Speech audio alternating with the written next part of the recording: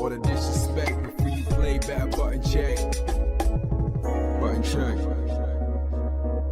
What is up, Butt Check family? Welcome back to yet again a beautiful day of checking these buttons. We actually posted 2 yesterday. Hope you enjoyed it. But now we are back with a banger.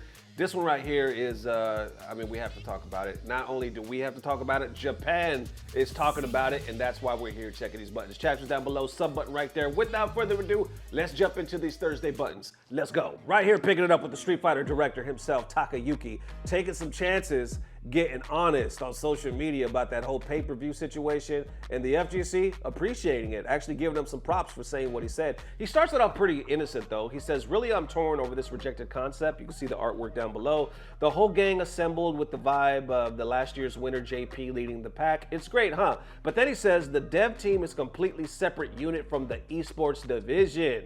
So we're only handling the main art and the merch illustrations. I want this one turned into merch. So simple enough statement, but that does stand out. Brian F responds saying, doesn't it seem strange that the esports division and the dev team seem so entirely disconnected? Perhaps different monetization strategies could have resulted with collaboration rather than just charging such a high price for streaming Capcom Cup. Then he actually responds to that, getting even more real. Right here he says, it may sound strange, but it's true. Revenue targets and assigned tasks differ fundamentally by department. Even the development team was surprised by this announcement. At least Matsumoto and I were shocked at the venue. That said, since this matter occurred within the same company, we are currently discussing it. We apologize for any concern this may have caused. And if I get scolded at work, I will delete the above comment. Brian F responds to that saying, we appreciate the transparency. Street Fighter fans want CPT to be successful and want to support. Many of us who are able would be willing to spend the money on DLC, cosmetics, and merch. We want Cap Cup, the finals, to be a big event for everybody around the world to enjoy. That's what's up. But he responds again, saying, for example, the initiatives we implemented in the previous title, that was a proposal from the development team. It was tough, but it was fun. Since then, the organization has grown significantly and various departments have been established. My main responsibilities now are improving the game content, enhancing the quality of merchandise and collaborations, and working on movies and video projects. I'll keep discussing ways to improve things, even just a little, with other departments. And then down below, we as developers truly cherish every single person who plays our games. And then others start to respond saying, thank you for the transparency on the situation. We fans of the game just wish the best outcome for both in profit and community. Was there no discussion in reviving the CPT costumes / stages that we can support Capcom / Street Fighter 6 like we did in the past? He responds saying, no, it wasn't. That was interesting, wasn't it?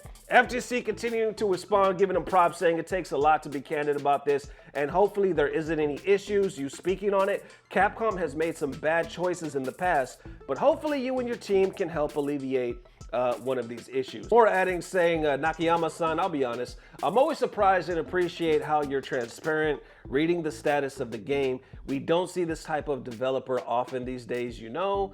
And then more on top of that saying, having completely separate teams for esports and development for Street Fighter 6 explains a lot. CPT season not lining up with the content season, only having trailer reveals at EVO, the complete 180 of communication strategy from the end of Street Fighter 5, and there you have it. All right, so apparently even the damn director of the game talking about we were surprised.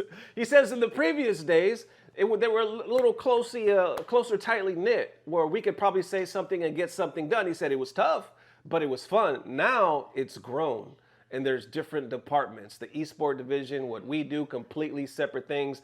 And like that last comment said, oh shit, you can kind of see it all making sense now. The disconnect is so damn real.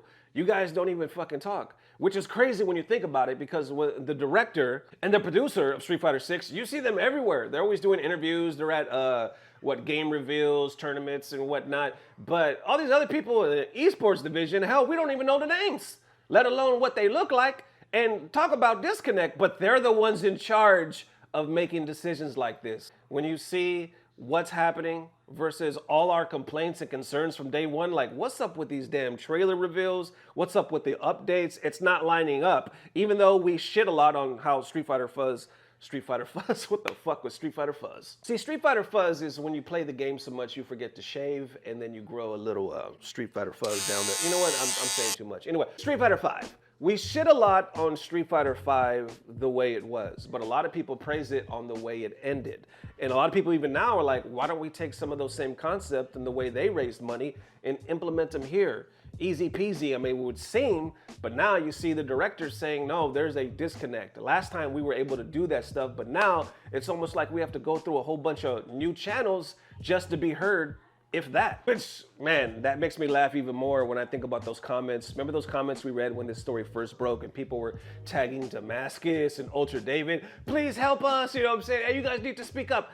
If the fucking director and the producer can't even say some shit, how you think some Ultra David and anybody else in this FGC gonna say some shit? You know what I'm saying? There's crazy disconnect. And that leads me to the next set of buttons because I think this was dope. So Chris F, his link down below, definitely check out his video. He dropped this dope video like 2 days ago. And basically he covered Japan's side of reacting to this whole pay-per-view thing, which I didn't even think about up until this point. It's titled Capcom 12 Pay-Per-View Japanese FGC Reaction. This one is over 16 minutes long. We're gonna check about 3 minutes out to see how the Japanese community is like looking at all of this and how they're reacting. And also it comes into question Daigo. Daigo's name is thrown out there. Like if anybody could do something or have some effect or even be in a position to speak up, it would be Daigo. Let's check out the clip. All right, so I think we got to do this. I think we got to talk about Capcom Cup a little bit, don't we? Japan Twitter, especially the fighting game side of it, is usually pretty, how can I say, relatively level-headed, at least for, like, as far as Twitter goes. Like, I don't hate it. So, again, I just pulled some random ones here, but this person's saying, all right, talking about making the Capcom Cup pay-per-view, he goes, I'm worried that they're going to destroy the community that they worked so hard to finally build. If you guys don't know, here in Japan, they've built up a really big community, not just of like FGC boomers, but lots of young people. So this person's kind of scared that this announcement will push away like the new community that they finally made. Okay. Lots of people who are watching Street Fighter, or at least Capcom Cup, not just for the game, but they're also watching to see their favorite players. If you guys don't know, here in Japan, they have a ton of fans who watch because I don't know if you guys are into like, what do you call it, music culture and everything. You guys know what Oshi means? I'm gonna assume at least some of you guys know what Oshi means because he uses this word Oshi here in his tweet. You know, like your favorite idol, like your favorite musician or your favorite fighting game player. So they're saying a lot of people watch for their Oshi. He says especially when you get to like top. Stop right there. Or your bias. If you're in the K-pop world, I'm assuming that word means the same thing as your bias. Who's your bias? Huh? Mine's Jungkook. Anyway, I'm too much of a damn nerd right there. Anyway, let's go back. 12. And they say they want to watch their favorite player, but now they're going to make it paid. So they're kind of losing the chance with that paywall. They might take that chance away from people to see their favorite player play because of the money. So this person just saying, I'm worried. They're not really saying it's a good idea or it's a bad idea. Just I'm worried that a paywall is going to reduce the number of people who are able to watch their favorite player, therefore reducing interest. All right, that's our first tweet. Okay, this person's kind of defending Capcom. They're saying, so this person's saying, I don't think Capcom wants to make it paid, but they kind of have to. And then he kind of makes an analogy between here in Japan. Lots of things have been getting more expensive at like convenience stores and restaurants, and even he brings up the topic of like 7-Eleven, how they've kind of made their bento boxes smaller or sandwiches with less stuff inside.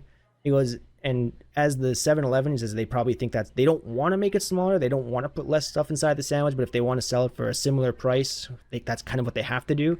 He goes, they don't want to do it, but they're doing it anyways. Okay. And he goes, by the way, Capcom, their stock price since July has gone below 1,000 yen, which I think is about $8 American or something like that. I'm just rounding here. This person's kind of against it. He says this for Capcom Cup pay-per-view, it's focusing way too much on Japan. Like, Capcom is focusing way too much on Japan with this decision. Street Fighter 6 is a global game, right? And looking from that point, this is like not a good decision. They should be thinking more about getting everybody together. He says, it seems like a lot of people feel the same way. He goes, I understand and I can agree with making it paid, but isn't it too expensive, 6,000 yen? He goes, if thinking of this from the perspective, like from Japan, as a Japanese viewer, I've never seen or heard of a 6,000 yen or $40-ish USD stream for an esports event. Is the Japanese pro players, nobody has really talked about this yet. And he goes, it's kind of makes me sad to see how weak of a position that they're in, that they can't say anything about this topic. Stop right there. Okay, so that is interesting. First, I actually find it very interesting because when we initially talked about this, I didn't think too many people, if anybody, was going to have a problem with this in Japan, because we all said, right, they're used to it. They've been doing it for Street Fighter League and the culture. They've been using this type of format. So they're probably just going to cheer and then buy it or watch it later. But no, it looks like there's quite a few people in the community. You know, granted, we don't know exactly who these people are, but there's people over there that are seeing it the same way we are for the most part. So that brings me to my next point. Like the North American players, Mana made a tweet against it saying he thinks it's a bad idea. I know a couple of other top players did. I think Dual Kevin said something. I might be wrong about that. Brian F. Broski. Yeah, Broski's been shitting on it in a very, in my opinion, a very sarcastic English Broski kind of way. But anyways, I guess the point I'm trying to make is North American pro players, they're very vocal about what they think. And they are very quick to tweet about whatever they're thinking and in reaction to this. But I am almost certain, like almost 100% sure, that Japanese players will not say a peep about any of this. And that's both a good thing and a bad thing, in my opinion. There are some huge cultural differences, but just here in Japan, it's not really a thing. It's not really a thing where you kind of speak out against your employer so much. And Capcom is kind of their employer, not necessarily, but kind of in slightly, how can I say, distant way. But if a pro-Japanese player does talk about the Capcom Cup pay-per-view thing, my prediction, if anybody is going to say anything, I think it's going to be Daigo. Because he's kind of in a unique position where he's kind of on like a level different than anybody else in terms of the weight of what he says, the respect he demands through his history, and then also the fact that he can say things because he's been someone who's done so much, and people aren't going to crucify Daigo out of anybody for saying something like a little bit of a spicy take. Okay. So I think Daigo has a little bit of immunity from that kind of stuff. Okay, there you hear it, or there you have it, I should say. He thinks if anybody could say anything, it's going to be Daigo. Obviously, we've known that, like in their culture, you're not going to really see too many people speaking out out of fear of, you know, persecution or a loss of employment or something like that. It's different rules. Over here, we love to talk shit. We love to have big mouths, and sometimes even that gets us in trouble. But over there, hush, mum is the word, you know what I'm saying? Like, it's all about honor, it's all about respect. They might talk about it, you might see some little tweets here and there, but if they do say something, that's why I think it's such a big deal that we have the director speaking out. Now, granted, I wouldn't even take what the director said as shots fired. It's nothing, I mean, I could see like maybe Capcom saying something to him, but I don't think it's nothing that he could get fired over because he did it in a very polite way. Basically, more so leaning into the fact that he was shocked, he didn't know it was happening, and that they don't really handle that anymore. So like I said, I don't really take that as so much shots fired as just really being transparent. But over there, in their culture, even that, I guess, could be seen as taking a risk. But now, he was like, or Chris F. was saying, I feel sorry for these pros because it's almost like they're in this position that they might want to say something, but they can't.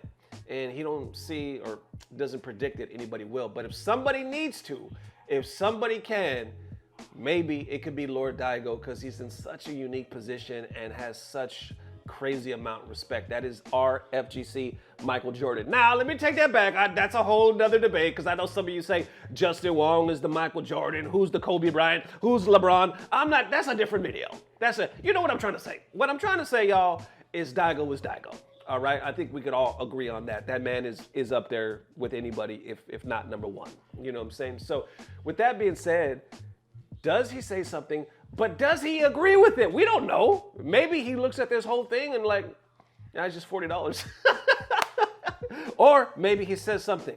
I don't know. If he says something, I don't see him tweeting it because he doesn't usually rock like that. He'll put it in a video. He'll put it in one of his videos where he's doing an interview or on stream or something like that. And then that's when we're going to hear what Daigo actually has to think about it. But anyway, very interesting, very frustrating, but that's what's happening. How y'all feeling? Let me know. There it is one more time, Butt Check family. Definitely let me know how you are feeling. This will be the only video of the day. Yesterday we posted two. I posted one late night because of the whole Xbox Game Pass. That shit was crazy. So basically I thought it would be fun to make a video showing the best memes where people were flaming Xbox and Microsoft and stuff like that. So if you want to check that video out, it's definitely on the channel. This one right here, I saw, I think, late last night. So I was like, we have to check these buttons. So either way, that'll be it for today. I'll definitely see you tomorrow. And also, we're posting every day on the official Button Check TikTok. Link down below. And as always, I don't know what it is, but I know somehow, some way, it's about to get better. Love y'all, fella. Peace. Blah, blah, blah. Subscribe.